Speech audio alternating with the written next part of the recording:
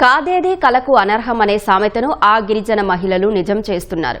వెదురు తాటాకులతో అందమైన కళాకృతులు తయారు చేసి భేష్ అనిపించుకుంటున్నారు. అలంకరణకు ఉపయోగపడే వస్తువులతో పాటు సంప్రదాయ కళారూపాలతో జీవనోపాధి పొందుతున్నారు. తమ ఉత్పత్తుల్లో ప్లాస్టిక్ వాడకం లేకుండా చేస్తూ పర్యావరణ పరిరక్షణకు పాటుపడుతున్నారు.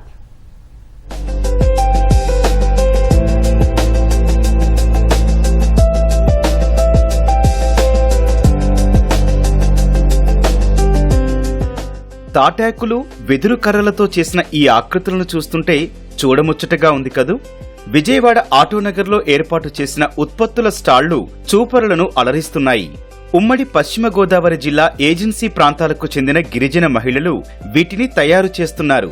ప్లాస్టిక్ వస్తువులను ప్రజలు ఎక్కువగా వినియోగిస్తోన్న సమయంలో ఇలాంటివి తయారు చేయటంపై ప్రకృతి ప్రేమికులు ఆనందం వ్యక్తం చేస్తున్నారు.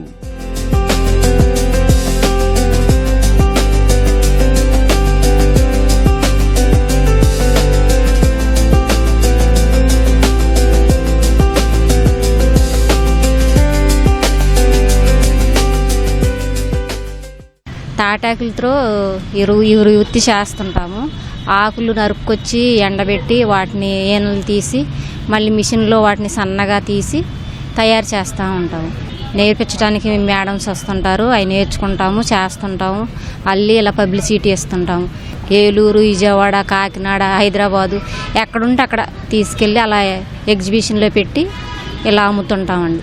మాకు ఈ వృత్తి బాగా నచ్చింది. గవర్నమెంట్ కూడా మాకు ఇంత హెల్ప్ చేస్తున్నందుకు మేము బాగా సాటిస్ఫాక్షన్ అవుతున్నాం. ఇది మాకు చాలా ఉపయోగపడిందండి. ఇంకా డెవలప్ చేయాలని గవర్నమెంట్ ఇంకా మేము కోరుకుంటున్నాము. కొత్త వాళ్ళు ఇంకా జాయిన్ అవుతున్నారు చాలామంది.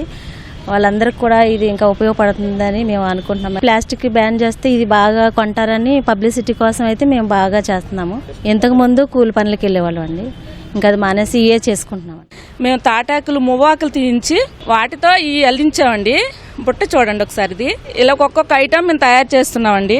అలాగే ఇలాంటి బుట్టలు ఫ్రూట్స్ బుట్టలు అండి. ఇవి కూడా మేము తయారు చేస్తున్నామండి. మొక్కజొన్న రేకుతో కూడా మేము డిజైన్ తయారు చేస్తున్నామండి. అలాగే అనేక రకాల ఐటమ్స్ మేము తయారు చేస్తున్నాం. దీని ద్వారా మేము చాలా ఉపాధి పొందుతున్నామండి. సబ్సిడీ లోన్లు ఇవ్వాలని మేము ఆశపడుతున్నామండి. అలాగే ప్లాస్టిక్ అంతా నిషేధించబడి మేము చేసే ప్రతి వస్తువు కూడా అందరూ కొనాలని కోరుకుంటున్నానండి. అల్లికలు, బొమ్మల తయారీకి బుట్టాయిగూడెం, చింతలపూడి ప్రాంతాల్లోని మహిళలు ఉచితంగా శిక్షణ తీసుకున్నారు. వీరికి శిక్షణ ఇచ్చేందుకు కేంద్ర రాష్ట్ర ప్రభుత్వాలు కృషి చేస్తూ ఎగ్జిబిషన్లు ఏర్పాటు చేస్తున్నాయి. తాటాకు అల్లికల ద్వారా పూల బుట్టలు, టోపీలు, దండలు, పూల బొకేలు, ఇతర బొమ్మలను అందంగా తయారు చేస్తూ అబ్బురపరుస్తున్నారు. పెద్ద పెద్ద మిషన్ల ద్వారా ప్లాస్టిక్ వస్తువులను తయారు చేసి వీధి వీధిన అమ్ముతున్న సమయంలో ఇలాంటి వస్తువులు అందుబాటులోకి రావటంపై కొనుగోలుదారులు హర్షం వ్యక్తం చేస్తున్నారు. బుట్టలు, ఇంకా పువ్వులు, డిజైన్లు అన్నీ అల్లుకొని మా మార్కెట్కి వచ్చామండి. పువ్వులు, బుట్టలు, మరి ఇలా పెన్నులు, బాక్సులు అన్ని రకాలు అల్లుతామండి. ఐటీడీపీఓ గారి ద్వారాగా మాకు మోడీ గారు సాయం వల్ల 2 నెలలు ట్రైనింగ్ అయ్యామండి. దానివల్ల మేము డెవలప్ అవుతున్నాం. కోకో ట్రైబుల్స్ అని మాకు హ్యాండిక్రాఫ్ట్ ద్వారా మాకు ఈ ట్రైనింగ్ ఇచ్చారండి. కీ చైన్స్ అయితే వచ్చేసి ఇవి ఇలా చేసుకోవచ్చండి, బ్యాంబోతో కూడా. అలాగే ఫ్రూట్స్ కూడా ఇందులో పెట్టుకోవచ్చండి. ఫ్రెండ్స్కి గిఫ్ట్ ఇవ్వడానికి కూడా అడుగుతున్నారు. రిటైర్మెంట్ ఫంక్షన్ కూడా ఇలా తీసుకుంటున్నారు సార్. సెల్ఫుల్లోని షోకేస్కి చిన్న చిన్న వస్తువులు, ఐటమ్స్లు కానీ, ఫ్లవర్స్ కానీ మనం చక్కగా తయారు చేస్తున్నాం. పూర్వకాలంలో ఎంతో మందికి ఇవి జీవనాధారం అయ్యేవి. కానీ ప్లాస్టిక్ వస్తువుల వినియోగంతో వీటి వాడకం తగ్గిపోయింది. వెదురు వృత్తిపై ఆధారపడి జీవనం సాగించే గిరిజనులంతా తగ్గిపోయారు. మళ్లీ ఇప్పుడు ప్రభుత్వం వీరిని ప్రోత్సహిస్తోంది.